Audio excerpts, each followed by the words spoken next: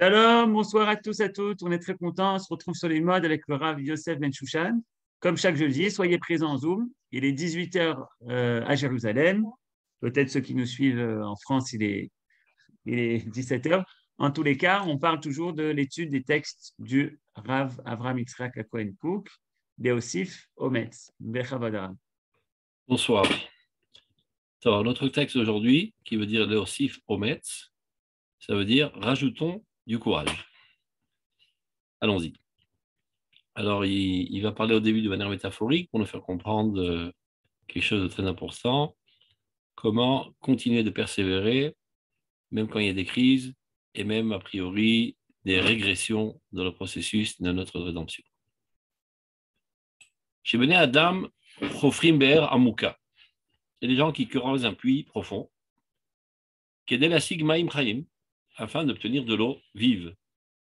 Beretsia Betzricha, c'est pas par hasard qu'il prend cet exemple, parce que comme vous le savez, quand on est arrivé en Eretz Israël, il n'y avait pas d'eau à boire. Des fois, ils ont tendu des mois sans boire des gouttes d'eau. Ils devaient acheter 1 litre d'eau chez les Arabes pour le prix d'une journée de travail. Donc, ça leur parle, cette métaphore. Donc, les gens commencent à creuser un puits. Des fois, il fallait creuser 100 mètres de profondeur pour arriver à l'eau vive. Kedelasig Maim Chaim Beretsia Betzricha, afin d'obtenir de l'eau dans une terre aride et sèche, à Korim, Mitiagim. Alors les mineurs, ceux qui creusent, à certains moments, ils commencent à se fatiguer. Par Malrav, ça nécessite énormément d'efforts pour arriver à une profondeur adéquate de manière à ce que la source puisse jaillir.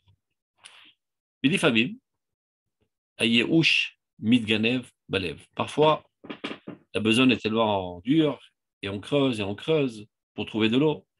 Et d'autant plus qu'on n'a rien à boire, donc on est assis chez nous-mêmes.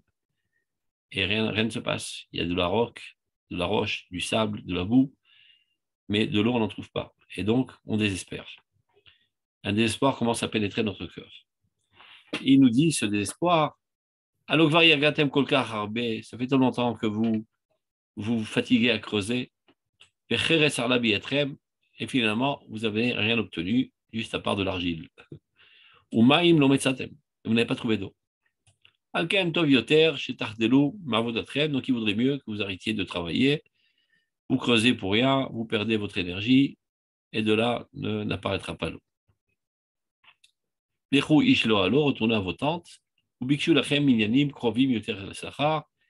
cherchez d'autres besognes qui donnent une récompense plus rapide.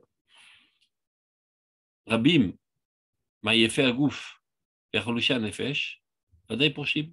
Donc une grande partie des gens qui sont des gens fatigués de corps et d'âme, eh ben, vont laisser tomber le travail.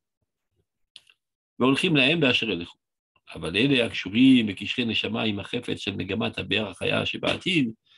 contre, ceux qui sont profondément liés à cet objectif de trouver de l'eau, et spécifiquement ceux qui ont une grande foi au fait que l'eau vive doit apparaître, de cet endroit, ils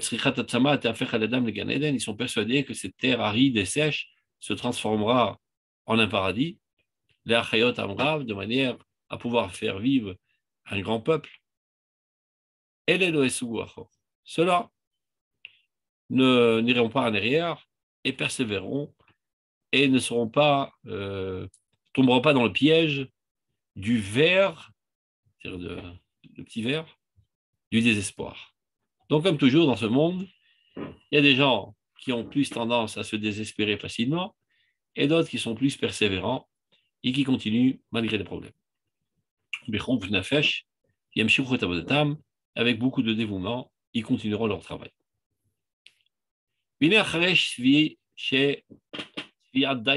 Après qu'ils ont travaillé très longtemps, il est Zerem Paretz,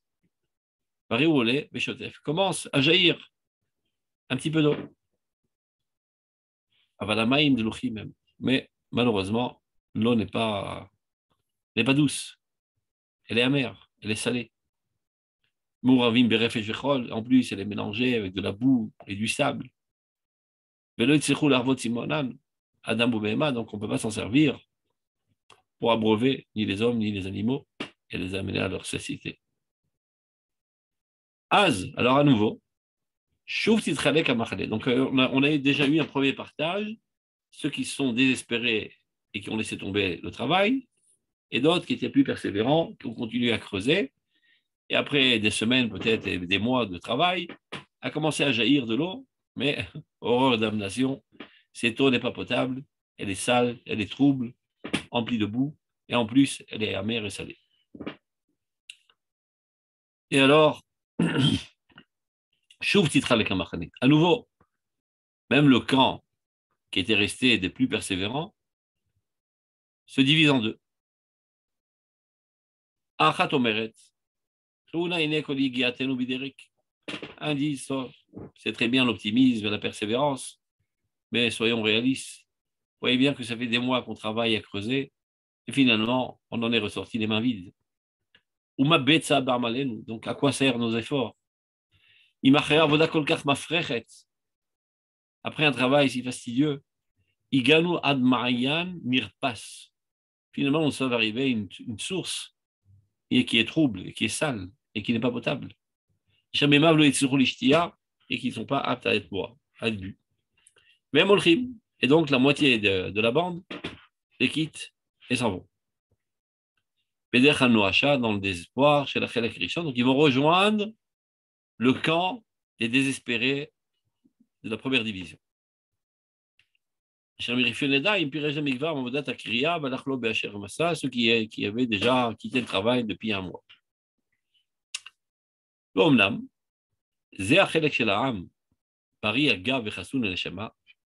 donc on dit dans la deuxième division, il reste dans le quart du camp, qui eux sont les plus persévérants, les plus optimistes, les plus remplis de foi, et les plus forts de caractère, et corporellement et mentalement. Yomar Lahem diront à ceux qui viennent de les quitter maintenant. Reo Achim, regardez, chers frères. Combien votre erreur est dangereuse.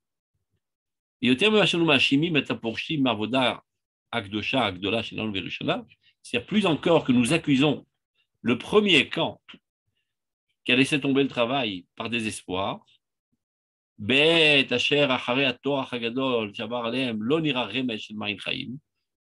alors qu'après un travail très très difficile, ils n'ont vu aucun signe d'une source de vie, et bien plus encore, on vous accuse à vous.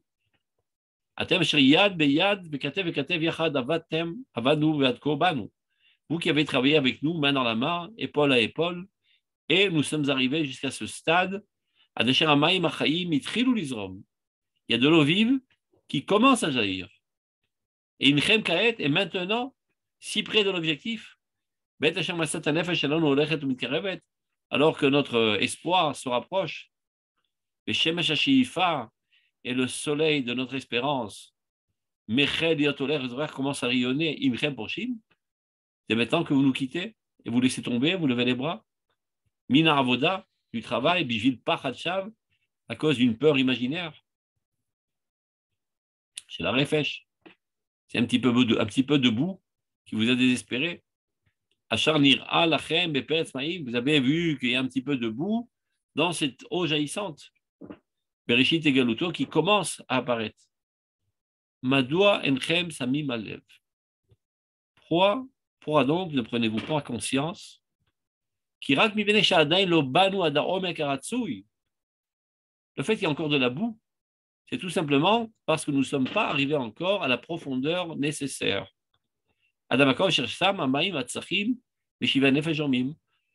profondeur dans laquelle l'eau pure, qui est capable de nous désaltérer, coulera.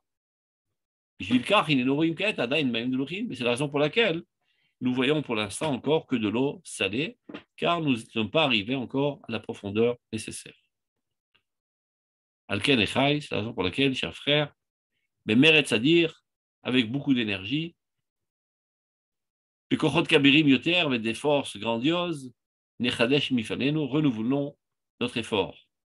au bon avoie d'Atehom, et arrivons jusqu'au plus profond de l'abîme, Ad Motsa Abaim, jusqu'à ce que nous trouvons de l'eau, Atslulim, clair et limpide, Vazakim et pur, Vazakol, Irou, Vinaru, alors tous afflueront vers nous, et nous remercierons, et nous pourrons les abreuver tous. Top. Les schémas de Varim et Sherim Kele, Yashuv Amachane Aporesh. L'argumentaire était tellement bien dit et bien avec beaucoup de charisme et de vérité surtout, que le camp qui s'est écarté sur le deuxième camp retourne au travail. Gamba Chona, fait Gamba Rishana, Vitzeref Lavoda. Aussi bien le premier que le deuxième camp vient nous rejoindre, vient rejoindre cette équipe qui est la plus courageuse et la plus téméraire.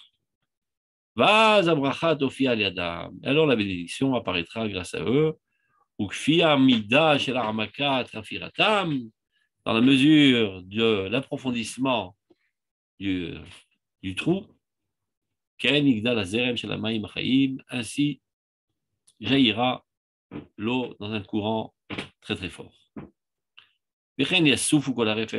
Alors il n'y aura plus ni de boue ni d'argile. Dans l'eau de ce puits, ou Maïm Noslim, Karim, alors couleront les eaux fraîches, Metukim, douces, ou Marvim et désaltérantes. Slulim ou Birim, limpides et claires. Yalo Harim, Virdou Bekarot, alors cette eau sera tellement jaillissante, tellement forte, qu'on pourra même gravir les montagnes et descendre dans les vallées, vers les brachas, et sera une bénédiction aussi bien pour les animaux que pour les hommes. Donc, évidemment, tout cela était une métaphore qui déjà en tant que telle a une importance très, très, très forte, surtout à l'époque de Rav Kook, où il n'y avait pas aucune goutte d'eau dans tout le pays. Et donc, qu'est-ce qui vous nous enseignez par cela? Maintenant, il passe au Nimshal. Aber Shanachnu Kulanu Korim. Le puits que nous creusons tous ensemble aujourd'hui. Aujourd'hui, à l'époque de Rav Kook, c'était il y a 100 ans, les premiers prémices du retour du peuple d'Israël sur sa terre et sur l'installation, la construction des structures, la mise en place des organisations, etc., ça demande énormément d'efforts et de travail, et on sait par avance qu'il y aura des problèmes, des crises, pas de quoi boire, il n'y a pas de quoi manger, il n'y a pas de, il y a rien de sanitaire, et les Arabes qui essaient de nous assassiner, les Turcs qui nous cassent les pieds, et après les Britanniques qui nous disent on ne peut pas rentrer dans ce pays, on peut même maximum rentrer 10 000 personnes, alors que parallèlement à cela, ils ont fait rentrer 1 million d'Arabes. Donc les problèmes, c'est pas ce qui manque. Des pauvres juifs qui avaient la peau sur les os, qui avaient réussi à sortir des camps de concentration d'Auschwitz et embarquer dans des bateaux pour rejoindre la Terre Sainte, arrivés ici en Eretz Israël, étaient assaillis par les bateaux britanniques qui les faisaient couler dans l'eau et les obligeaient à retourner à leur terre d'origine, ou bien les emprisonner ou à Chypre, ou bien dans des nouveaux camps ici à Atlit, près de Haïfa. Donc on peut voir quelle tristesse et quel désarroi et quel désespoir il pouvait être pris à cette époque-là. Donc il dit le Rav, le puits de la Géoula que nous sommes en train de creuser maintenant, qui nécessite tant d'efforts. Avodat HaKodesh, ce travail saint, Iacher Ovdim Anachnu Kulanu, que nous travaillons tous ensemble. Kol Akarov, El Avodat Binyan Eretz Israël, tout celui qui est proche du travail de la construction d'Eretz Israël, il faut se remettre dans l'ambiance. Tout Eretz Israël, c'est un désert de la mort. Il y a des roches, il y a des ronces, il n'y a rien. Il n'y a pas de route, il n'y a pas d'eau, il n'y a pas d'électricité, il n'y a pas de gaz, il n'y a rien. Aucune sécurité.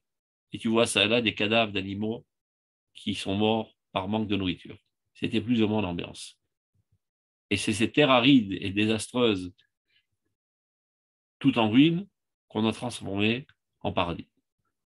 Donc tout ce qui est proche, de manière concrète, de la construction d'Eretz Israël, Vetnuat Achia, et le mouvement de la Renaissance, Miom Echela la Côte Galil, Belibot Revavot, depuis le jour où elle a commencé à faire vague dans de nombreux cœurs, des milliers de juifs à travers le monde, jusqu'à aujourd'hui. Combien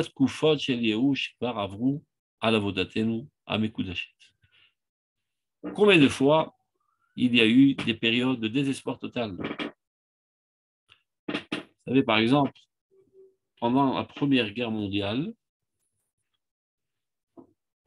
ils étaient au bord du désespoir total. Car les Juifs ici n'avaient pas de quoi se nourrir, ils étaient entretenus par les dons des Juifs de tout l'exil. La guerre a éclaté, les Juifs eux-mêmes étaient déjà dans le désarroi, et en plus, on ne pouvait pas faire passer de l'argent en Eretz Israël. Donc tout d'un coup, ils se sont retrouvés asséchés totalement. Il n'y a plus d'alimentation, ni en argent, ni en rien du tout. À tel point que le directeur de la Soukhout de l'époque a décidé de fermer tous les bureaux de Soukhout dans le monde entier par désespoir, se disant que on aurait bien voulu, mais ça a mal tourné et c'était un rêve imaginaire et on liquide. On arrête le sionisme. Quelqu'un qui lui a dit, écoute, tu peux pas faire un truc pareil. Tu sais quoi? Je te donne un conseil. Va rencontrer le Rav Kook. À cette époque-là, le Rav Kook était en Angleterre. Par hasard. Rien n'est par hasard, on le sait bien. Tout est la main de Dieu. En fait, il était déjà le grand rabbin de Yafo. Et il avait entendu dire que s'organiserait une réunion de rabbins ultra-orthodoxes en Allemagne qui devait décider que c'était un grand péché d'édifier l'État d'Israël. Donc il s'est dit, je ne peux pas les laisser faire quelque chose ici catastrophique, je suis obligé d'y aller pour les convaincre et arrêter cette idiotie. Donc il prend le bateau, il sort d'Eretz Israël en direction de l'Allemagne, et voilà qu'éclate la guerre mondiale. Et lui, il avait la citoyenneté russe, et ici c'était l'Empire turc, qui n'était pas du même camp, donc il ne pouvait plus retourner en Eretz Israël, coincé en dehors d'Israël. La communauté juive d'Angleterre a entendu dire que le Rav Kook était en Europe. À l'époque, il était en Suisse. Il a été accueilli par un certain monsieur Kimpri, qui l'a hébergé. Et pendant ce temps-là, son fils l'avait rejoint, le Rav Tzouda. Et c'est comme ça que jour et nuit, ils ont étudié ensemble toute la Torah Kula. Donc, ils lui ont demandé, est-ce que vous voulez bien être le rabbin de notre communauté en Angleterre? Il a dit non, non. Moi, je suis le rabbin de Yafo. Et à la première occasion, je retourne. Ils ont fait de la pression, on n'a pu finir. Et finalement, il a trouvé un compromis. Je suis prêt à venir à condition qu'à la première seconde, on ait une possibilité de retourner en Eretz Israël. J'y reviens de suite. Et pour plus de précision, il signait dans toutes ses lettres grand rabbin de Yafo, momentanément coincé en dehors d'Israël. Donc, quoi qu'il en soit, donc, il est arrivé à être le grand rabbin à Londres. Alors, ils ont dit au directeur de la Soukhout, avant de tout foutre en l'air et de fermer tous les bureaux de la Soukhout et par là même mettre fin et donner mort au processus sioniste, va rencontrer le Rav Kook. Paraît-il que c'est un grand homme, etc. Il n'était pas tellement amoureux des religieux, pour le moins qu'on puisse dire, mais il dit, j'ai rien à perdre, j'y vais. Il arrive, il se rapproche, il n'ose même pas taper à la porte était ouverte. Il voit le Rav Kook, courbé sur ses livres, en train de lire, il n'ose pas le déranger. Mais il voit une lumière extraordinaire, rayonnante du Rav Kook. Il ressent un optimisme incommensurable. Il ne lui a même pas parlé. Il a été imprégné de l'optimisme et de la foi de béton qu'il y avait dans le Rav Kook. Et de cela, ça l'a remis à nouveau, ça lui a redonné du moral. Et il a arrêté cette décision ignoble de fermer les bureaux de la Soukhout. Il dit on continue. Et grâce à ça, le sionisme a continué. Des périodes comme ça, on en a vu. Par exemple, il y avait un village qui s'appelait Gei Oni, qui se trouvait en bas de la montagne de Tzfat. ce qu'on appelle aujourd'hui, comment que ça s'appelle déjà? Le nom a changé, ça s'appelle plus Rosh Pina. Aujourd'hui, ça s'appelle Rosh Pina. Ben, Géoni, ça a été fondé par des jeunes juifs de Tzfat qui en avaient ras-le-bol de vivre de mendicité, comme tous les habitants de Tzfat qui étaient nourris par les juifs de l'exil, ce qu'on appelle Kasper Chalouka. Et ils ont dit, nous, on va travailler et des efforts de nos mains, nous nous nourrirons. Et c'est comme ça qu'ils ont construit ce village, en bas de la montagne de Tzfat, Géoni. Le problème, c'est qu'en bas de la montagne, il y avait des Arabes qui leur cassaient les pieds, qui faisaient tout pour leur brûler leurs champs, ils essayaient de les assassiner, de violer leurs femmes, etc. Et il n'y avait pas d'eau. Et donc, ils devaient remonter tous les soirs à Tzfat pour s'alimenter en eau et en nourriture. Arrivés là-bas, ils se faisaient lapider par les Juifs. Parce que là-bas, c'était des Juifs pieux. Et ils n'ont pas pu comprendre que ces gens arrêtent d'étudier la Torah et ça donne au travail. En plus, ça risquerait de délégitimiser leur situation. Et si les Juifs de l'exil verraient qu'il y a une possibilité de se nourrir d'eux-mêmes, ils arrêteraient les bourses qu'ils leur enverraient. Donc, ils étaient très en colère contre cette jeunesse de Géoni. Donc, ils étaient entre le marteau et l'enclume, comme on dit, entre les Juifs de Tzfat, ultra-orthodoxes, et l'Avdil entre les Arabes en bas. Et malgré tout, ils ont tenu le coup, et c'est comme ça qu'ils ont construit ce village. Mais petit à petit, les forces se sont affaiblies, il n'y avait pas de quoi boire, il n'y avait pas de quoi manger, en plus la malaria qui frappait dur, et leurs enfants mouraient comme des mouches, etc. Ça a failli totalement tout s'effriter. Jusqu'à un moment, il y a une communauté d'Hongrie qui a décidé de monter en Eretz Israël, et on les a convaincus d'après de venir à Géoni pour renforcer le Yishuv Yehudi, l'installation juive dans la Galilée. Et ils les ont rejoints. Et donc ça a repris flamme, et ça a progressé. Et encore une fois, la malaria a attrapé très dur, et les enfants mouraient comme des mouches. Il y a là-bas tout un cimetière avec des petites tombes de moins d'un mètre, et des petits bébés qui mouraient. Et ces juifs-là qui étaient venus d'Hongrie, non seulement ils avaient la vie dure et la tristesse d'enterrer leurs enfants, en plus ils recevaient des lettres d'accusation très accablantes de leurs parents, leur disant « Qui vous a donné la permission d'assassiner nos petits-enfants? Si vous êtes des fous dans la folie des aventures, au moins laissez nos petits-enfants à côté de nous, qu'ils vivent. » Donc, il leur versait en plus du sel sur les blessures. Jusqu'à un moment, eh ben, le moral était à zéro. Il y avait parmi eux la femme du rabbin, qui, lorsqu'elle était en Hongrie, était une femme immensément riche, une comtesse, etc. Mais arrivée là-bas à Géoni, eh ben, pour se nourrir et nourrir sa famille, elle devait laver le linge à toute la communauté. Et elle a vu que le moral commençait à dégringoler, et s'il continuait de dégringoler, tout s'effriterait, et tout le Yishuv de Géoni disparaîtrait, et par là même, ça ferait vague dans tous les alentours, et toute l'installation juive dans la Galilée tomberait, et les Arabes auraient le dessus. Donc elle a réuni toutes les femmes à la synagogue, avec un message empli de motivation et d'idéalisme, et elle les a fait jurer de ne pas quitter l'endroit, coûte que coûte. Jusqu'à leur dernière goutte de sang, on restera là. Et c'est comme ça qu'elle a sauvé la situation, cette grande dame. Parce qu'on sait toujours que ceux qui sont le plus forts de caractère, dans des situations critiques et difficiles, ce sont les femmes. Hosen. Hosen, c'est Seder Nashim.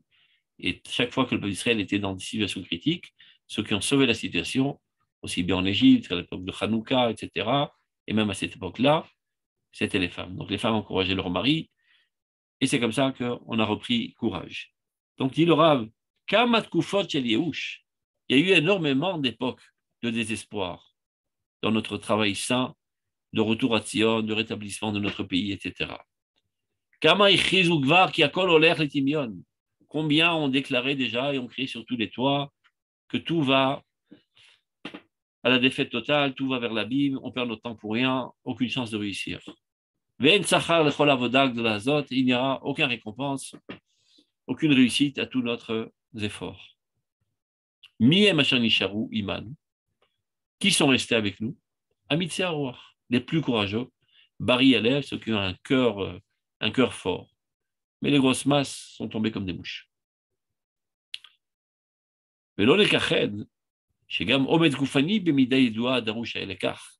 Cela ne nécessitait pas seulement une force de motivation morale, mais il fallait aussi une force corporelle de résister à travailler sur le soleil pendant 18 heures parfois, sans boire une goutte d'eau. Et arrivé à la maison le soir, il disait à sa femme, chérie, qu'est-ce qu'il y a préparé à manger? Rien, parce qu'il n'y a rien à manger. Si tu veux, va brouter dans les champs, il y a des khoubzot, des petites boules comme ça, qui avaient un arrière-goût de pain comme ça. Donc, subsister dans des situations si critiques, ça nécessitait aussi une force corporelle. Avalata, maintenant, actuellement, il est Kimdoumé chez Giyou Gvar Yamim. On est arrivé dans une étape dans laquelle Cherchou Mishluecha le Kafesh, personne ne peut nier, chez Beratrila, Echel Alizro Maim. Le puits de la Renaissance commence à jaillir, commence à faire écouler un petit peu d'eau. On commence à voir un horizon positif. À l'époque du Rav Kook, comme on le sait, il y avait environ 100 000 juifs dans toute Eretz Israël. Mais on n'avait pas de souveraineté, on était sous les Turcs, on devait payer des pots de vin à chaque pas pour obtenir ce qu'on devait aux soldats et à la police turque. La vie était infernale.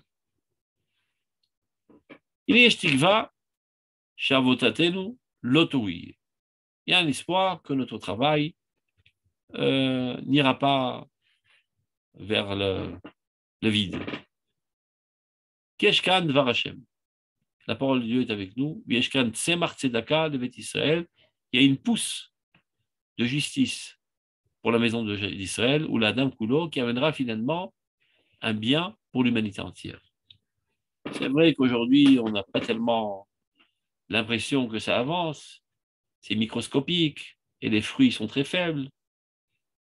Mais le Rav, empli de foi, avec une conviction totale, avec une émouna de béton, que ce processus finalement réussira.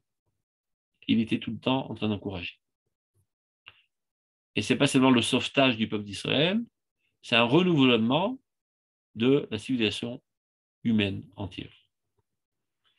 Avalodapam, Kroza Shalamiti Hashim, Kari Bechaim. À nouveau, les pessimistes, eux, ils n'arrivent pas de proclamer partout, perdez pas votre temps, c'est parti perdu d'avance, nous allons y laisser notre peau et la peau de nos enfants, ceci ne mène à rien, retournons en exil. De la même manière que lorsque Moshe Rabbeinu a fait sortir les Juifs dans les déserts, il y avait des problèmes, il n'y avait pas de quoi boire, il n'y avait pas de quoi manger. Alors, Nathan Vaviram, il dit, tu ne vas pas nous aveugler, tu ne vas pas nous manipuler, retournons en Égypte. Là-bas, on mangeait à notre faim, on avait des courgettes et des concombres, etc., etc. Et toujours des râleurs qui disent, la situation était bien meilleure en France, qu'est-ce qu'on est venu faire dans cette galère? Il est Mébert, Triade, Louchi même. Bon, c'est vrai qu'il y a un petit peu d'eau, une petite réussite, mais cette eau, elle est salée. Refeshvatit, elle est emplie de boue.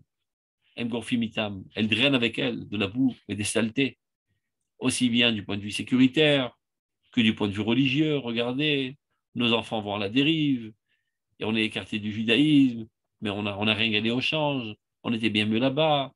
Bon, c'est vrai qu'on n'avait pas notre fierté nationale, on était considérés comme des sales juifs, mais au moins on avait de quoi manger, et on était dans la religion. Ici, on n'a ni une nourriture corporelle, ni une nourriture spirituelle, tout est en train de s'écrouler à nos yeux, et on a laissé derrière nous des communautés florissantes, aussi bien du point de vue financier que du point de vue spirituel.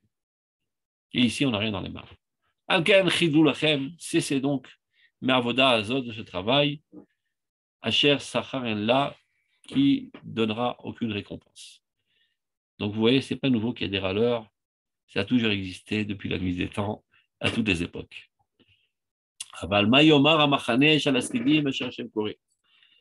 Que dira le camp de ceux qui subsistent à toutes les crises, les amoureux de Dieu, ceux qui ont une foi de béton envers Dieu? L'onakrish et tachouche. Évidemment, on ne peut pas renier l'essence. On voit bien qu'il y a des problèmes objectifs. L'onomar shekvar kol azerem shel me'aber asher hafanu ma'im tzlulim em gam kaet. On ne va pas mentir en disant que cette source qui commence à jaillir, que nous avons creusée, donne de l'eau limpide, déjà maintenant. Aval bishum ofen. Mais d'un autre côté, en aucun cas, lo yakshiv Israël ekol v'yashav.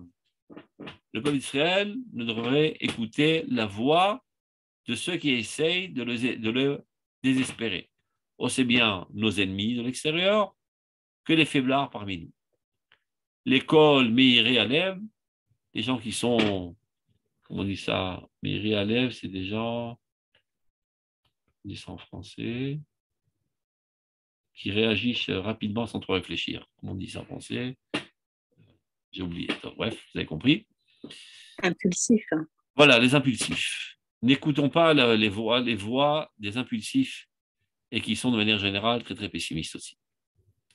Abayim Kaet Lachlish Yadayim Rafot, qui viennent rabaisser les bras, Bimkom Shechovat Kodesh Kodashi Milechaskan, alors que l'obligation sainte est de renforcer les esprits, renforcer la motivation. Tous les véritables aimants de Dieu, leur rôle constant est de renforcer l'esprit du peuple d'Israël lorsqu'il se trouve dans des situations de crise. Il y a des charlatans qui ont une apparence de servants de Dieu, mais qui sont emplis de désespoir et d'hérésie, et ils essaient de contaminer les autres de leur maladie pour légitimiser leur faiblesse. Donc faisons gaffe, ne les écouterons pas. Si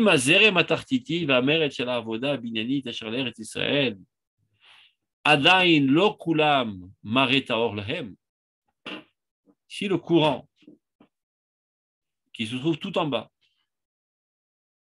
et l'énergie du travail constructif d'Eretz Israël n'a pas une apparence tout à fait pure, qu'on l'a dit, ni dans la réussite matérielle, et encore moins dans la réussite spirituelle, d'autant plus que ceux qui se tenaient à la tête du mouvement étaient des gens non pas seulement non religieux, mais très souvent anti-religieux, avec une haine très très forte contre la religion. Donc, Elem Marie Taor, ils n'ont pas une apparence très pure. Azmaïa Tchouva, quelle doit être notre réponse? Quelle réponse devons-nous donner à cette question amère? Pourra donc investir dans quelque chose qui n'est pas réussi, qui est faible et en plus qui est rempli d'impureté? Nous avons une seule réponse. Itrasko akorim. Vous les mineurs, renforcez-vous. Continuez de creuser. Le fait qu'on n'en est que là, c'est parce qu'on n'a pas creusé assez profondément. Continuons nos efforts, retroussons nos manches et au travail. Au sifoulamique. Continuons d'approfondir dans la compréhension de cette épopée extraordinaire que nous vivons aujourd'hui, à la lumière des écrits saints. Approfondissons-nous dans la Torah pour comprendre ce qui nous arrive. C'est quoi ce processus du retour d'Israël sur sa terre? Et tant que nous ne comprendrons pas ça, on risquera toujours de se désespérer. Donc, au Sifu Léamique, notre rôle est d'amener et de stimuler le peuple d'Israël à s'approfondir davantage. Et plus spécifiquement, les Talmidei Chachamim, les grands Talmidei Chachamim, les géants de la génération. Surtout eux ne doivent pas tomber dans le piège et d'être contaminés du désespoir des petites gens. S'ils ont étudié tellement d'années la Torah, ce n'est pas pour se faire mener à la baguette par les médias. On sait très bien que les médias, ceux qui se tiennent derrière les écrans, ce n'est pas toujours des grandes personnalités, c'est des petits ploucs qui ont appris un petit peu l'art d'être des orateurs, mais ils n'ont pas des conceptions très profondes, ni des aspirations très très hautes, et ni une foi très très élaborée. Donc, tous ceux qui ont été touchés par Dieu, électrifiés par le message de Dieu, ça veut dire les géants du peuple d'Israël en Emouna, les grands d'Israël. Ceux qui ne sont pas mis encore au travail saint de la construction du pays, qui jusqu'à présent sont restés dans les touches de l'histoire, sous prétexte que le processus n'est pas assez propre, n'est pas assez pur, n'est pas assez religieux. Donc, il y en a qui ont déclaré carrément la guerre contre ce processus, d'autres qui sont restés dans l'hésitation, de voir comment ça va progresser. Ils ont mis la main sur leur bouche, ils ne sont pas exprimés. Et donc, ils sont restés dans la touche de l'histoire. Donc, le Rav les interpelle. Tout celui qui, par doute, ne s'est pas encore rapproché de ce travail saint, de la construction du pays, Vetriyat Aouma, de la renaissance de la nation, Vereshit Mitzade Geulata, les premiers pas de sa rédemption, Yarutz Kegibor Ora, et bien qui commence à courir comme un vaillant soldat empli de courage, empli de lumière, Viavo Elenu, et qui se joignent à nous, et que chacun d'entre eux se tienne dans ses atouts, dans ses capacités, et qui prennent part parmi les travailleurs. Là, il parle des travailleurs spirituels, des Talmidei Chachamim, qui sont censés comprendre la grandeur de l'événement et l'expliquer à la hauteur accessible du peuple, les encourager, leur donner du courage, leur donner des émotions aussi, parce qu'il ne suffit pas de convaincre intellectuellement, il faut aussi une persuasion au niveau de la séduction sentimentale aussi, parler un certain langage enthousiasmant. Mettez-vous au boulot, plus il y aura de gens qui seront encouragés, plus on aura de soldats de cette Géoula. Donc vous qui êtes des étudiants dans la Torah, qui vous a donné l'étude de la Torah, voilà déjà des dizaines d'années, vous n'êtes pas des hommes d'action, vous n'êtes pas capable de tenir une pioche en main, vous risquerez de taper sur votre pied tellement vous êtes gauche. Mais un autre domaine dans lequel vous êtes expert, l'étude de la Torah, la foi, l'optimisme, la manière de faire des discours enthousiasmants, alors prenez votre travail au sérieux, arrêtez de rester dans le doute et dans le pessimisme et dans les touches de l'histoire, retroussez vos manches, venez nous aider dans ce travail important d'encouragement et de stimulation à la Géoula. Il y en a qui avaient commencé déjà avec nous. Et qui se sont désespérés en route. À cause de tous les obstacles que nous avons rencontrés. Donc aussi bien au niveau des hommes d'action qui parfois ont quitté le pays. Il y en a pas mal au début, ils sont montés en Eretz Israël. Il y avait la famine, ils ne pouvaient pas nourrir leurs enfants de manière honorable. Donc ils ont quitté le pays. D'autres par peur de la guerre.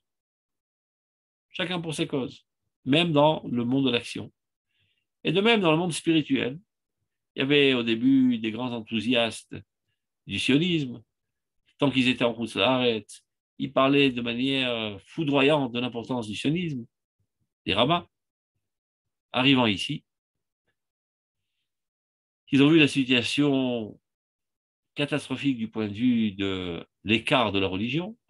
Ils sont retirés. Ils ont rejoint ce qu'on appelle à l'époque les ultra-orthodoxes antisionistes, et ils se sont dit, bon, on a vécu dans un monde imaginaire, dans des fantasmes, revenons à la droiture d'esprit, soyons concrets, soyons réels, ce processus ne mène à rien. Donc il dit le Rav, ceux qui ont commencé, les rafou yedehem, et ils ont baissé les bras à cause des obstacles, les nombreux obstacles que nous avons rencontrés, alirpou yedehem, ne soyez pas nouilles. Ne soyez pas comme ces gens qui ont commencé à creuser le puits, et lorsque l'eau était encore salée, ils ont dit, bon, si c'est comme ça, on laisse tomber. Creusez davantage, et apparaîtra l'eau douce. De même, s'il y a encore toutes sortes de problèmes de décadence morale, de débauche, etc., c'est parce que nous n'avons pas assez approfondi dans la Torah et nous n'avons pas expliqué la Torah à un niveau assez profond, adéquat aux grandes âmes de la génération. Donc, au lieu de vous retirer du travail, au contraire, dédoublez vos efforts et approfondissez vous-même dans la compréhension de la Torah et enseignez une Torah haute et digne de cette génération. Et alors, l'eau pure et limpide de la Torah pourra abreuver tout le peuple d'Israël et le ramener vers ses origines. Narfor et Be'erenu Akdosha. Continuons de creuser dans notre puissant. Oz lanu belokim sela. Toute notre puissance, on l'obtient de Dieu, éternel. Vetzur Israël, le rocher d'Israël. Ezrovish O, qui a toujours été son aide et son sauveur. Imanu, se trouve aujourd'hui avec nous. Il œuvre avec nous. Nous sommes aujourd'hui des marionnettes aux mains de Dieu. C'est lui qui tient les fils. Soyez confiants que tout va dans le bon sens. Et si l'eau du puits qui commence à jaillir, pour l'instant, est mélangée avec de la boue et de l'argile, l'eau n'y franche ce n'est pas une raison de s'écarter du travail, mais bien au contraire. Avec beaucoup plus de force, beaucoup plus de courage, nous allons creuser davantage, plus profondément, et Be'er Triaté de Akdosha, le puits de notre naissance sainte. Qu'est-ce qu'il veut dire par là? L'argumentaire du sionisme est au bas des pâquerettes, donc ça donne des conséquences basses. Expliquons le sionisme. Dans sa véritable dimension, on verra de suite les fruits. De suite, pour un peuple, ça peut être 100 ans. Mehera, rapidement, comme il est dit, l'Avdil va avater Mehera me'alaretz. Vous serez perdu rapidement de la terre, dans les malédictions, mais c'est rapidement, ça a pris 840 ans. À l'échelle d'un peuple, 840 ans, c'est une seconde. Le peuple d'Israël est éternel. Donc, quand le Rav Kook, il dit assez rapidement, on changera la situation. Assez rapidement, c'est environ 100 ans. On voit qu'il a eu raison. Tout ce qu'il avait prédit est en train de se réaliser. Aujourd'hui, le peuple d'Israël revient en grande masse vers la tradition, vers la foi, vers la religion, etc. Et qu'à voir le gouvernement qui a de chances d'être édifié si les associés de la coalition ne sont pas trop nouilles et ne font pas trop les idiots. On a de fortes chances d'édifier un gouvernement fondé sur la Emouna, sur la religion, sur la tendance nationale la plus forte qu'il n'y a jamais eu depuis l'édification de l'État d'Israël. 100 ans après le Rav Kook, les fruits doux apparaissent. Koubat Kol, à l'époque, c'était pas évident d'être convaincu par le message du Rav Kook quand tout paraissait être exactement le contraire. Bon, lui, c'est un visionnaire. Ezur Chacham Haroet Hanolad. Qui est intelligent? Celui qui voit ce qui va naître, c'est-à-dire il observe, il analyse les causes, il comprend que automatiquement les effets arriveront. Mais pas tout le monde est Chacham. Au niveau des causes, déjà, percevoir les effets. Donc il devait les convaincre avec beaucoup d'enthousiasme, beaucoup de charisme, etc. Avec un style poétique qui parle au cœur, etc. Il est marqué dans les sources saintes qu'à la fin des temps, une voix éclatera de la cime des montagnes, une voix divine, et s'exprimera en disant Kol mi shepanim el yavo vitol secharo. Tout celui qui a œuvré avec Dieu, eh bien, qu'il vienne prendre sa récompense. Quand la situation était galéreuse, ben, ceux qui ne sont pas désespérés, mais au contraire ont retroussé les manches pour travailler de plus belle et faire avancer la gala du Mashiach, eh ben, ceux-là seront récompensés. Donc, conclusion, dit le Rav, Nosif l'Aramik. Continuons d'approfondir. et Be'er Atria, Beruach ou Bechomer. Le puits de notre naissance, aussi bien au niveau spirituel qu'au niveau matériel. Au niveau matériel, à son époque, évidemment, tout était précaire, il n'y avait rien. Donc, il fallait encourager les âmes, les hommes, les encourager corporellement, les encourager psychologiquement, mentalement, encourager les femmes pour ne pas qu'elles craquent, les enfants. Il fallait tout le temps encourager pour que le travail se fasse. Et du point de vue spirituel, encourager les rabbins et les religieux qui ne perdent pas confiance, qui continuent d'aimer le peuple d'Israël, qui continuent de croire en Dieu et de croire que ce que Dieu a promis sera réalisé, quand tout a l'air d'aller dans le sens inverse. Nered adateom, amuka, chez la marshava triatit. Descendons au plus profond de l'abîme, dans le bon sens du terme, de la pensée de la Renaissance. Ça veut dire, nous ne devons pas nous suffire de l'éthos sioniste tel qu'il est exprimé par ses dirigeants formels.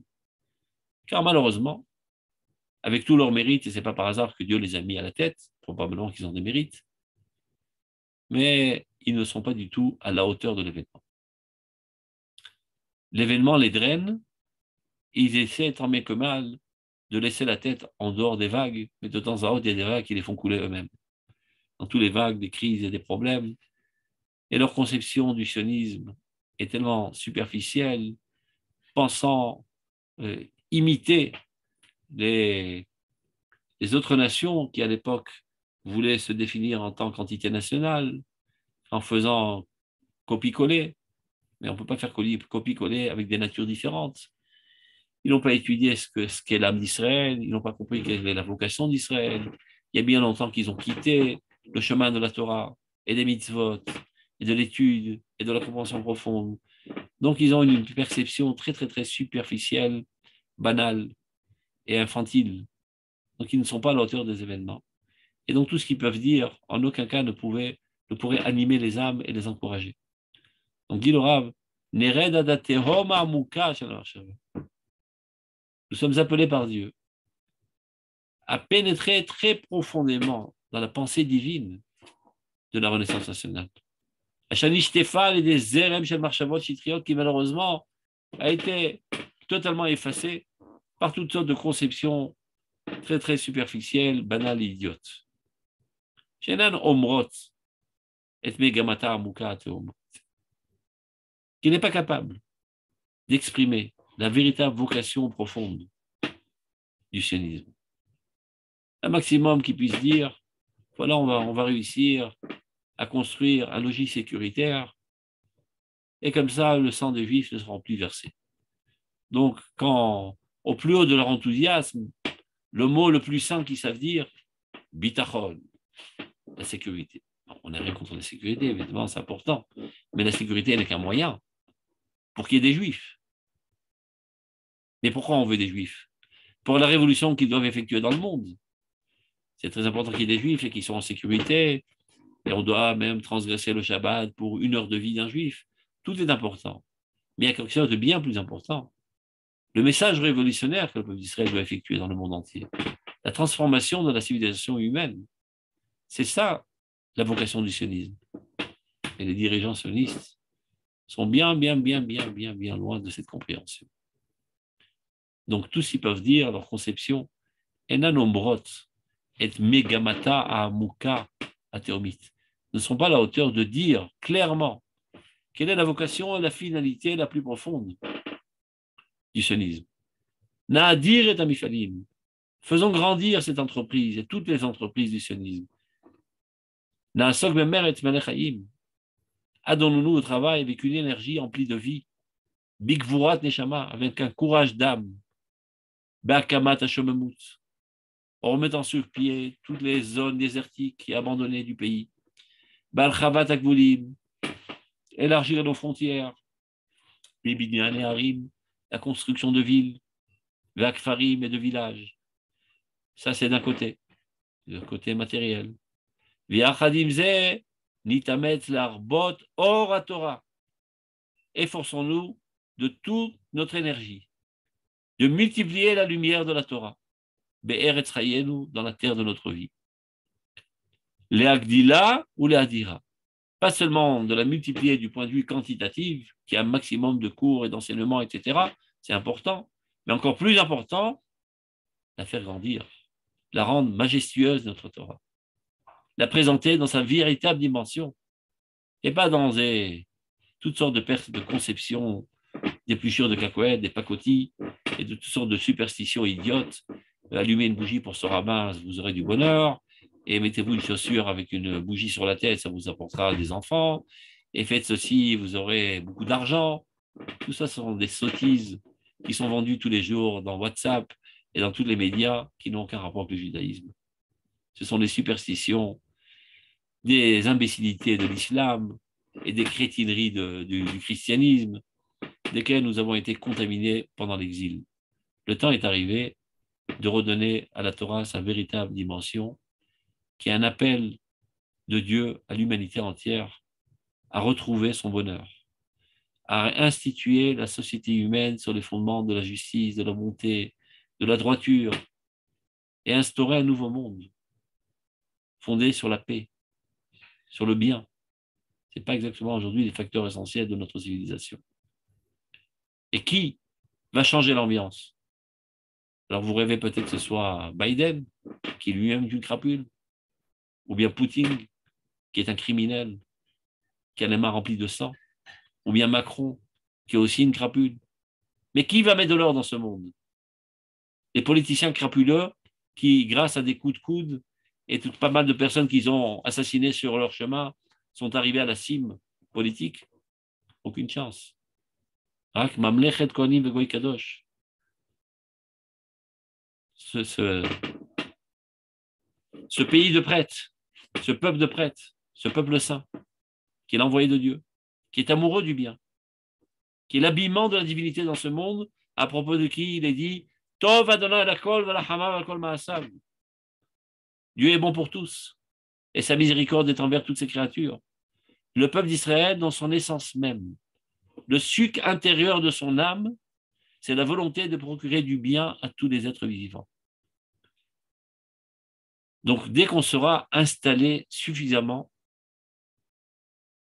on pourra prendre les rênes de la direction et la gestion du monde, et de mettre de l'ordre, et d'anéantir tous les régimes totalitaires qui font souffrir leurs citoyens, et ramener la justice et la bonté dans ce monde. C'est ça la véritable Torah qu'il faut enseigner dans notre génération.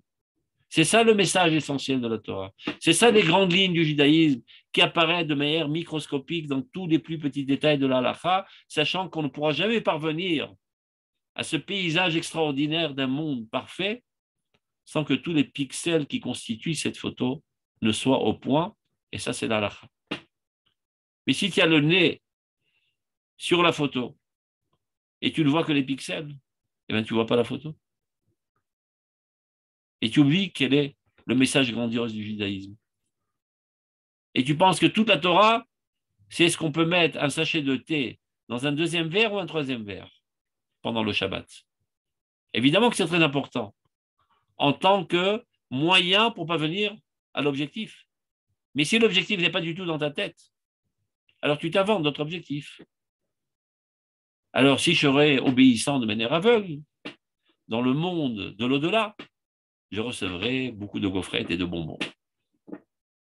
Et si je suis un arabe, eh ben, je recevrai 70 femmes, etc.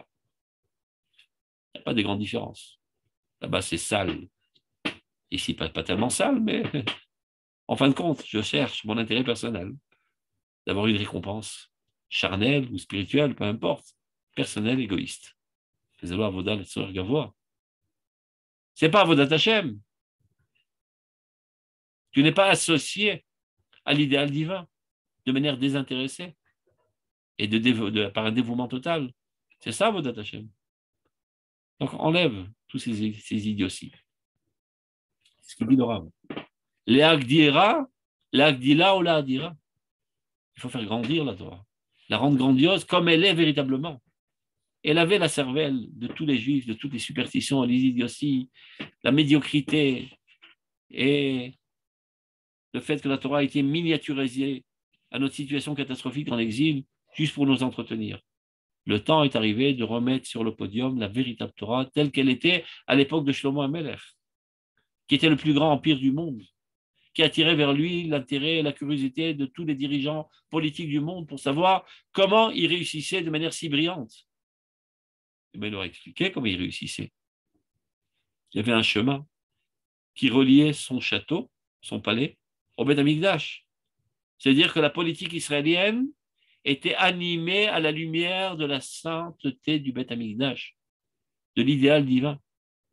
C'est comme ça qu'on réussit à édifier la nation sur sa terre et qu'elle puisse avoir une influence. C'est ça la véritable Torah vers laquelle on doit revenir. C'est à cela que le Rav Kook appelle les Talmidei Chachamim. Sortez de votre médiocrité. Sortez de votre obscurantisme.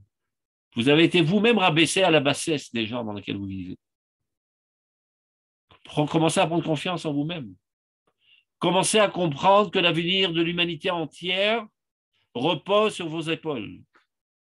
Et il n'y a que vous qui pouvez apporter la solution au monde. Et non pas les seuls politiciens des pseudo-grands empires et grandes, comment on appelle ça, Ma'atzamot, les puissances mondiales. Ve'az, ce n'est qu'alors que Ruchenu Hane'eman ve'amekudash, notre esprit fidèle et sanctifié, Anovea Mimekor Israël, qui prend source dans la source d'Israël, Becholadrat Kdushat Tifarto, dans toute la beauté et la sainteté de sa splendeur, Igalei Ve'irae al Sderot Amifal Kulo, apparaîtra de manière visible dans tous les champs de notre activité sioniste, de la Renaissance nationale.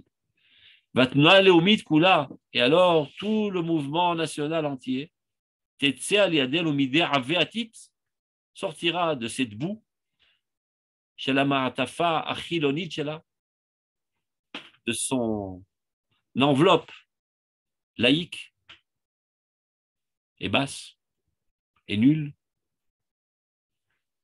Vetitater Be'ateret Od Kodesh, et sera couronné de la couronne du Saint, Asher Rang Vourala, qui comme un tonnerre, ou Père Kodesh là, et une splendeur de sainteté, Vifat Neshama, une beauté d'âme, Nishmat Tzvi, Tzvi Seret Israël, Batiferet, et toute la beauté harmonique, chez le Or Israël, dans la lumière d'Israël, Vegdosho, et toute sa sainteté, Yahir Alea, tout cela éclairera le mouvement sioniste.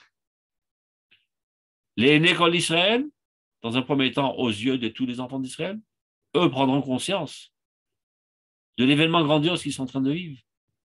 Et suite à cela, les Nékol Amei Haaretz, aux yeux de toutes les nations du monde. Toutes les caméras du monde seront braquées sur Eretz Israël, sur l'État d'Israël.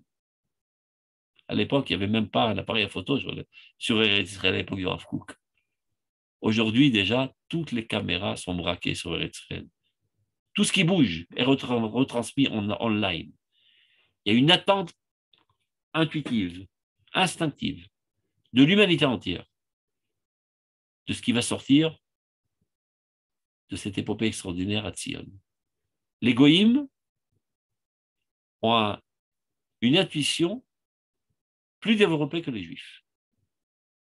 Eux comprennent de manière intuitive que ce qui est en train de se passer là, ce n'est pas le fruit du hasard et ce n'est pas un événement banal, c'est une révolution universelle qui est en train de s'effectuer. Ils ne comprennent pas du mode de vue intellectuel, ils le ressentent. C'est pour ça qu'ils sont aux aguets. Et malheureusement, les acteurs essentiels, les dirigeants politiques, eux sont aveugles. Ils se baladent dans les couloirs de la Knesset et chacun cherche à savoir quel job il va recevoir. Et si tu ne donnes pas un job adéquat, je te fais sauter ton gouvernement. C'est décevant, mais ça aussi, c'est la main de Dieu. Il faut savoir. Parce que parfois, si tu es trop ébloui de la grandeur de l'événement, ça risquerait de te paralyser. Donc Dieu fait en sorte que 90%, si c'était plus, de ton énergie mentale est attirée vers d'autres horizons. Que tu ne penses pas trop à la grandeur de l'événement, au moins tu travailles. C'est vrai que tu travailles par intérêt sale et vil, mais de fait, tu fais avancer les choses. Et c'est comme ça que la machine du sionisme fait avancer les choses, et qu'aujourd'hui, bon, on est déjà 8 millions de personnes, 8 millions de juifs en Eretz Israël, on est une puissance économique, énergétique, militaire, et on donne envie à pas mal de gens qui nous jalousent. Grâce au fait, on n'est pas conscient de la grandeur de l'événement. Si on en était trop conscient, on aurait été paralysé. Sauf les géants sont capables d'évaluer à la véritable grandeur l'événement sans en être aveuglés et paralysés. Mais les autres ne sont pas capables de voir le soleil de face sans en être aveuglés, donc ils mettent des lunettes de soleil, donc ils reçoivent une petite lueur du soleil suffisante. De même, les acteurs essentiels, c'est 8 millions de juifs en Eretz Israël, y compris les dirigeants politiques, ne sont pas à la hauteur de comprendre la grandeur de l'événement sans en être paralysés. Donc, Dieu fait en sorte et leur permet de rester dans leur petitesse, de leur avancement personnel, leur ambition, leur jalousie, leur idiotie, la suite de l'argent, la suite des honneurs. Et pour les honneurs, il faut avancer les choses. Ça fait bien. Alors, j'aurai plus d'électeurs. Et donc, je dois montrer ce que j'ai réussi pour avoir plus d'électeurs, etc., etc. Et de fait, les choses avancent. Mais viendra un jour où tout sera clair. On n'aura plus besoin de toutes ces idioties pour nous stimuler. On sera enthousiasmé de la grandeur de l'événement lorsque nous comprendrons. Et ce qu'a fait le Rav Kook dans tous ses livres de Oroth, il vient éclairer pour nous montrer ce qui se passe. Nous sommes aveugles, nous ne comprenons pas ce qui se passe. Et lui est un envoyé divin, à Reïa, qui veut dire le voyeur. Ce n'est pas par hasard que les abrégés de son nom donnent le mot Reïa. Rabbi Avraham Yitzhak Cohen Kook. C'est la vision, c'est le visionnaire, Aroé. C'est comme un prophète qui est envoyé pour expliquer ce qui se casse derrière les coulisses de l'histoire. Donc, dit le Rav, viendra un temps où tout le monde comprendra. Les Nekol Israël, dans un premier temps, aux yeux de tout Israël, et après les Nekol Amé Haaretz, aux yeux de toutes les nations du monde. Les Chen ou les Chavod, tous ont une approche de grâce envers Israël. Ressentiront la grâce et la beauté du peuple d'Israël. Les Chavod. Et ce sera un honneur pour eux de se lier au peuple d'Israël. Il fut un temps où le peuple d'Israël était invisible. Ils étaient écrasés comme des mouches et des fourmis, personne ne les regardait. Ils étaient grillés et on sentait les odeurs de la viande grillée. Et on savait exactement de quelle viande s'agissait-il. Ça ne nous coupait pas l'appétit au goïb. Au contraire, ça nous donnait encore plus de salive peut-être. Aujourd'hui, on n'est plus invisible. Et c'est un kavod aujourd'hui pour les nations du monde d'appartenir à Israël. Celui qui veut se mettre en relief aujourd'hui, il invente un nouveau projet de la paix dans le Moyen-Orient. Donc, ou tu es pour Israël, ou tu es contre Israël, l'essentiel c'est d'être en relation avec Israël. Tu es un minable président de France, qui c'est qui te considère, Bichlal? Ah non, non, j'ai un projet pour apporter la paix au Moyen-Orient. Ah, tout d'un coup, il devient important. Ou bien l'autre, il dit, je vais détruire Israël, je vais jeter la bombe atomique sur Israël. Ah, il devient important. Alors que jusqu'à là, inconnu. Ah, l'Iran, elle part de construire une bombe atomique et de détruire l'État d'Israël. Depuis, on ne parle que de l'Iran. C'est-à-dire, quand tu veux sortir de l'anonymat, tu dois te relier à Israël. Ou pour, ou contre. Kol haaretz. Kavod. Mais même du kavod d'une haine, c'est un kavod. C'est un honneur pour moi de détruire Israël. Ou bien c'est un honneur pour moi d'aider Israël. Avant ça, on n'était même pas au niveau du kavod. On n'était même pas au niveau de la haine. On était insignifiant, dédaignable, méprisable. Viendra un temps, les Nekol Amé Haaretz. Aux yeux de toutes les nations du monde, on aura grâce. Et ce sera un honneur pour eux de se relier à nous. Les Romamout Keren Israël. Et d'élever l'image de marque d'Israël. Benachalat Kocho Sela, dans son héritage saint, c'est dans l'héritage d'Israël éternel. Et alors, Be'er Israël, le puits d'Israël, Tefaket Memea Chaim Vazakim, commencera de jaillir de ses eaux vives et pures.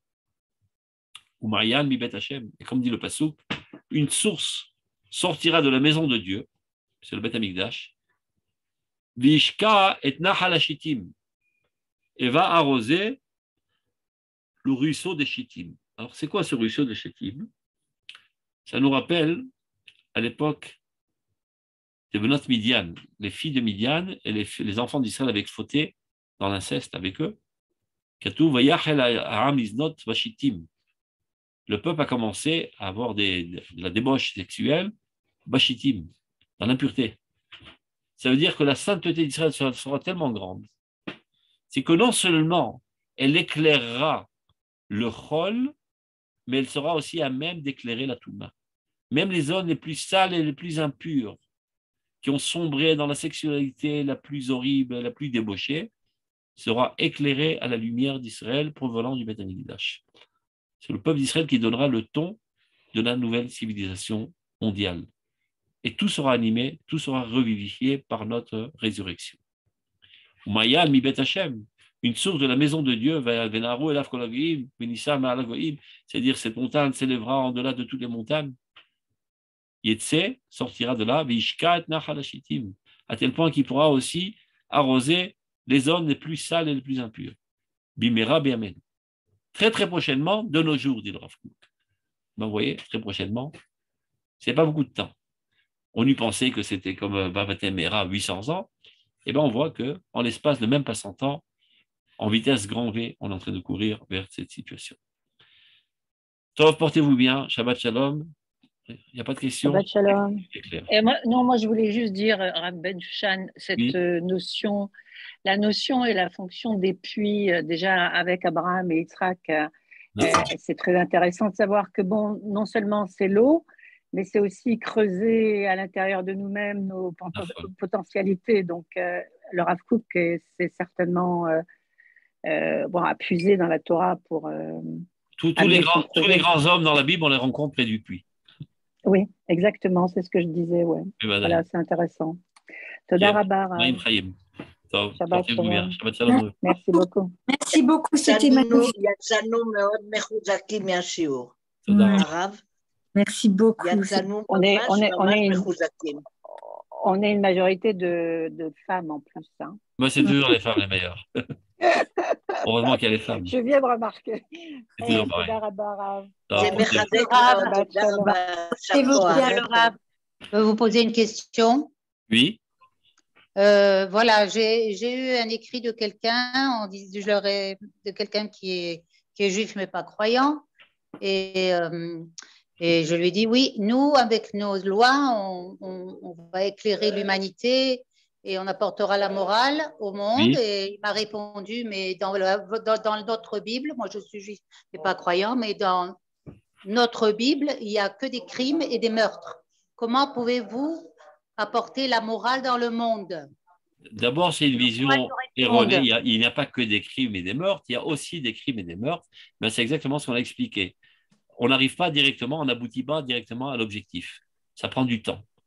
Donc, dans nos premiers pas de l'établissement de notre peuple, en arrivant en Eretz Israël, ce n'était pas la joie, comme on dit. Ça prend du temps. Tout comme lorsque vous avez mis un enfant au monde, il n'est pas sorti directement ingénieur en informatique. Au début, il faisait ses besoins dans sa culotte. Et ce n'est pas pourtant que vous l'avez jeté à la poubelle. Vous l'avez encouragé, vous lui avez appris les bonnes manières et l'hygiène, etc. Finalement, il a grandi, il est devenu adulte, il est devenu intelligent. Tout prend du temps dans la vie, tout est progressif. Et bien, la construction d'un peuple aussi, ça prend du temps. Donc, à l'époque, c'était pareil. Maintenant, après 2000 ans d'agonie, on commence à ressusciter. Et bien, ce n'est pas d'un coup qu'on sort de la tombe et commence à prendre un sprint. Il faut d'abord s'étirer, enlever la poussière, se nettoyer de toute la saleté et la mort de l'exil. Et les influences néfastes du christianisme, de l'islam, et les superstitions et les idioties qui sont accumulées comme des poubelles sur nous, ça prend du temps. Ça racole, la société israélienne aujourd'hui est bien en-delà de toutes les autres sociétés du monde du point de vue de la morale. Quel est le baromètre de la morale d'une nation? L'armée. L'armée. Parce que l'armée, tout est permis. On a le droit de tuer, on a le droit d'accaparer des biens, etc. Eh bien, sachez que dans les autres armées du monde, quand arrivent les parachutistes français dans un village étranger, d'abord, avant tout, on viole toutes les femmes. Et on saccage tout. Parce qu'on est des brutes. Dès qu'on se met sur l'uniforme, toutes les interdits de la société citoyenne sont effacés et on se laisse aller à notre tendance barbare. Ça concerne une minorité. C'est pas tous les soldats français. La quasi-totalité des véritables combattants. Je ne parle pas des ingénieurs qui sont dans leur bureau. Les véritables combattants. Et pas seulement les Français, c'était pas mieux en Amérique. Quand ils sont arrivés là-bas, ils ont fait la guerre au Vietnam, c'était une sale brute que même les femmes ont fait des choses monstrueuses qui ont nécessité après des remèdes psychologiques et psychiatriques pendant des dizaines d'années, tellement ils sont comportés de manière atroce. Le peuple d'Israël, lorsqu'il monte en uniforme, il reste moral. Si un soldat d'Israël ose piquer une montre d'un terroriste, il rentre en tôle de suite. Ne parlons pas s'il ose toucher à une femme de l'ennemi, qu'il est tout de suite rentré en prison. D'abord, il n'y pense même pas, mais il suffit qu'il y ait une sale herbe parmi nous qui pense le faire. D'abord, automatiquement, tous ses amis de l'unité vont l'arrêter de suite. Après, il y aura tout de suite un jugement et sera rentré en tôle. Donc, le baromètre du niveau de moralité d'une nation, c'est l'armée. L'armée d'Israël, bien qu'on est au tout début de notre naissance, on est encore dans nos couches, on est de là à des années-lumière en delà de la morale de toutes les armées du monde. Donc, partant sur cette situation déjà très très bonne, on peut être optimiste qu'on arrivera à des très très hautes sphères très très prochainement. Donc, Shabbat Shalom. C'est ce que disent Oséisie.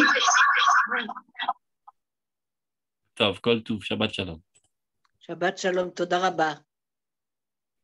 Donc, on sort d'ici. OK, libre. Chakoach.